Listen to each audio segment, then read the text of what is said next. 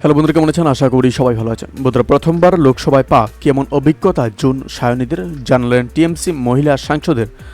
অবশ্যই আমরা এই বিষয়ে বিস্তারিত আলোচনা করবো। তার আগে আপনি যদি এই চ্যানেল নতুন থাকেন অবশ্যই চ্যানেলটিকে সাবস্ক্রাইব করে আমাদের পাশে থাকুন এরকম নিত্য নতুন রাজনৈতিক আপডেটগুলিকে সবার আগে পাওয়ার জন্য। আর বন্ধুরা, আপনারা কিন্তু সাইট থেকে কিন্তু রিডিং নিতে পারেন। বন্ধুরা, এবারের লোকসভা নির্বাচনে একাধিক নতুন মুখকে টিকিট দিয়েছিল তৃণমূল কংগ্রেস। প্রচুর মহিলা মুখকেও প্রার্থী করেছিল মমতা বন্দ্যোপাধ্যায়ের দল। সায়নী ঘোষ, জুন মালিয়া থেকে শুরু করে রচনা বন্দ্যোপাধ্যায়, ডক্টর শর্মিলা সরকার সেই তালিকায় নাম রয়েছে। ভোটে জিতে অনেককেই সাংসদ হয়েছেন। এবার লোকসভার প্রথম দিনে অভিজ্ঞতা শেয়ার করলেন তারা। সোমবার অষ্টাদশ লোকসভার প্রথম অধিবেশনের দিন প্রথমবার লোকসভায় পা রাখলেন জুন ও সায়নীরা। সেই অভিজ্ঞতা কেমন? সর্বভারতীয় এক সংবাদ মাধ্যমের মুখোমুখি হয়ে সেই কথা ভাগ করে নিলেন তৃণমূলের মহিলা সাংসদরা। জুন সায়নের সঙ্গে একসঙ্গে দেখা গেল বর্ধমান পূর্বের সাংসদ ডক্টর শর্মিলা সরকার, আরামবাগের সাংসদ মিতালি বাগকেও।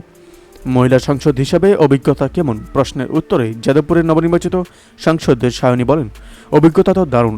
আমাদের নেত্রীর নাম মমতা বন্দ্যোপাধ্যায়। সেই বাঘিনী আমাদের মানুষের প্রতিনিধিত্ব করার সুযোগ করে দিয়েছেন। এটা আমাদের জন্য ভীষণ বড় একটা ব্যাপার। এরপর জুনও মেনে নেন এটা ভীষণ বড় একটা ব্যাপার। মেদিনীপুরের সাংসদ বলেন, প্রথম দিন আমরা সবাই ভীষণ উত্তেজিত। আগামী 5 বছর সুন্দর হবে এই আশাই করছি। এরপর সংবিধান হাতে সায়নীকে বলতে শোনা যায়, প্রথম দিন থেকেই আমরা টোন সেট করতে চাইছি। কোনো রকম স্বৈরাচারিতা চলবে না বলেও স্পষ্ট জানান যাদবপুরের সাংসদ।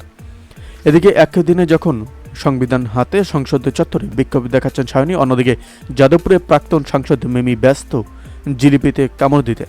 ওপার বাংলা সিনেমার তুফান এর নায়িকা হিসেবে দেখা যাবে তাকে। শাকিব খানের বিপরীতে অভিনয় করছেন তিনি। এই সিনেমার গান দুষ্টু কোকিল, সেই গানের সাফল্য সেলিব্রেট করতেই জিলিপিতে কামড় দেন মিমি। রাজনীতি থেকে দূরে আপাতত নিজের সিনে দুনিয়ার কাজ নিয়েই ব্যস্ত যাদবপুরের প্রাক্তন সাংসদ।